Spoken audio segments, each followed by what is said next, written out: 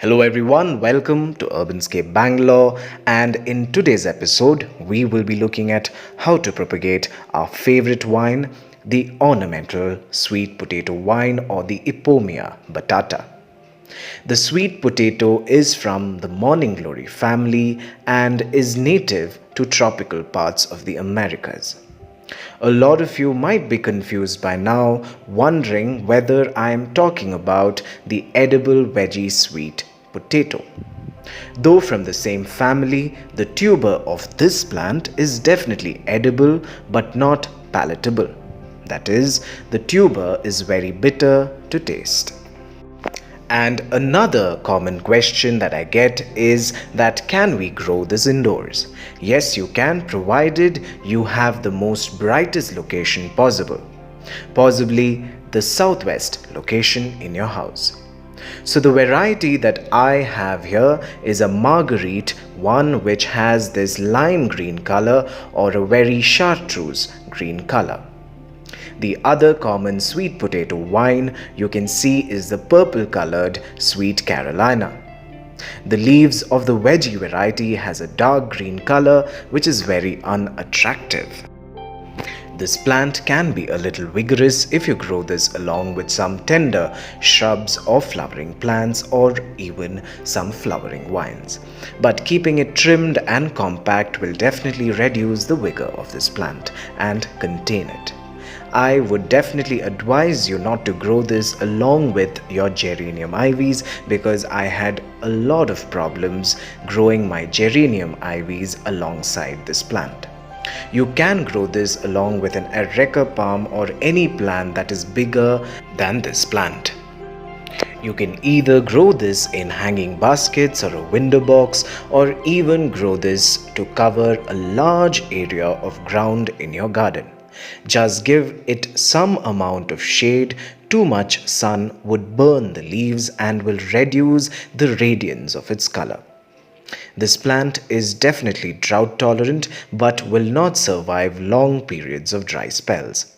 When there is no water in the soil, the leaves of this plant droops down, signaling that it is time for some drink.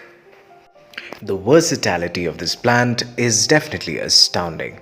It can grow in any type of soil, be it coco peat or just sand or garden soil.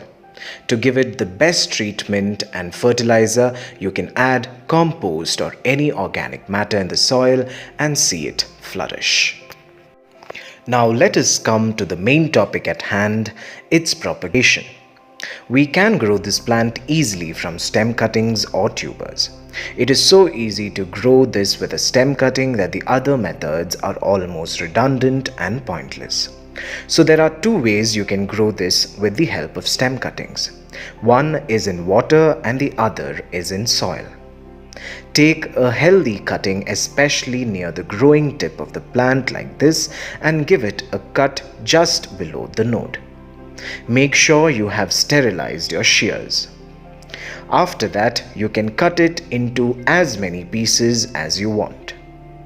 Now for the soil method, take a small container like this, place a newspaper cutting at the bottom to cover the hole so that the soil does not drain out and only the water escapes.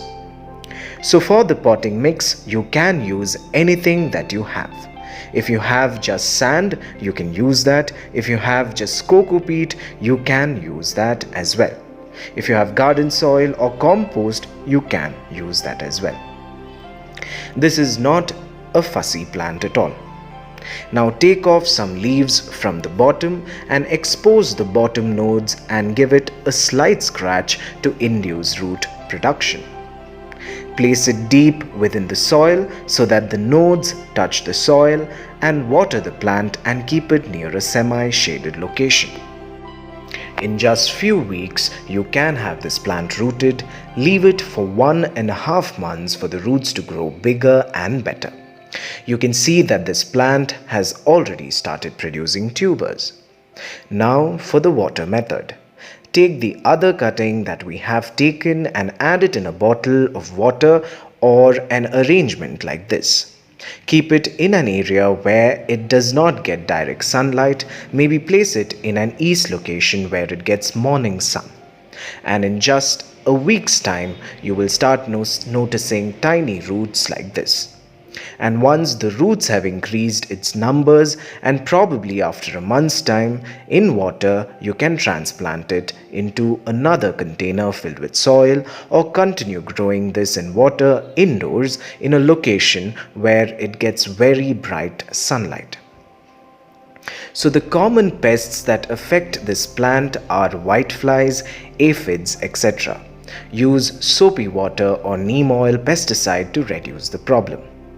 One real common problem on our sweet potato vines are these holes. So this is most probably caused by leaf chewing insects like slugs, snails, or the golden tortoise beetle. Mine mostly is caused by this golden beetle because I have seen them in my garden. It is a beautiful beetle to look at, but when it comes to creating a mess of this plant, it is relentless and does not go away if you use neem oil pesticide, etc. But a follower on Instagram told me that she likes the look of the holes in the plant and that it gives the plant a character of its own. So I thought I would stop worrying about it and look at the beauty of things that are natural. I believe that the more you try to cover holes, the more likely you would fall in one.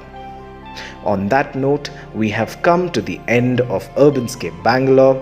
I hope you have enjoyed this program. You can follow me on Instagram and Facebook for all latest updates and photos.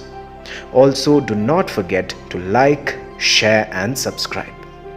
Thank you for watching, and until we meet again, goodbye.